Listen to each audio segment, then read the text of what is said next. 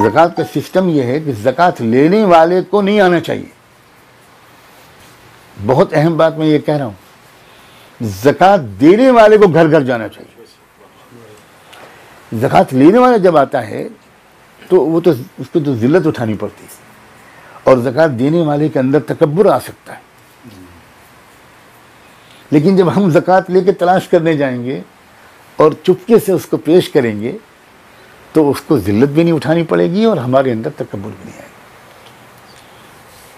حضرت عائشہ رضی اللہ تعالیٰ عنہ، ہم سب کی ماں، انہوں نے اپنے بھانجے عروہ کو بلایا، کہا بیٹا یہ ذرا کچھ درہم دینار لے جاؤ اور فلاں صاحب کو دے آؤ، کچھ جگہ رہتے ہیں.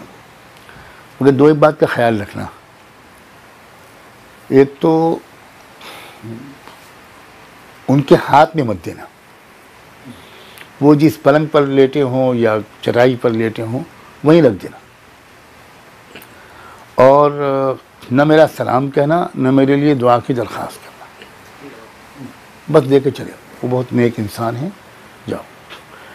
چلے گئے حضرت عروہ، دے کر واپس آئے. واپس آ کے کیا خالہ جان، اس وقت تو میں نے کچھ پوچھا نہیں، اگر کوئی حرج نہ ہو تو اب بتا دیجئے کہ یہ آپ نے کیوں کہا کہ سلام بھی مت کہنا، دعا بھی کے لیے بھی مت کہنا اور ہاتھ میں مت دینا.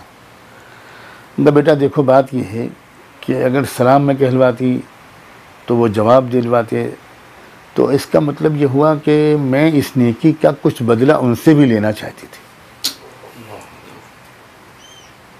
اگر میں دعا کرواتی تو اس میں بھی یہی مشکل مسئلہ تھا، میں دعائی کی شکل میں ان سے کچھ بدلہ لے لوں. اور اگر ہاتھ میں دلواتی تو تمہارا ہاتھ اوپر ہوتا، ان کا ہاتھ نیچے ہوتا، ان کا دل ٹوٹ جاتا کہ اللہ میرا ہاتھ کب تک نیچے رہے گا، اور تمہارا ہاتھ اوپر ہوتا تو تمہارے اندر کچھ غرور آ سکتا تھا. یہ ہے سسٹم اسلام میں خرچ کرنے کا.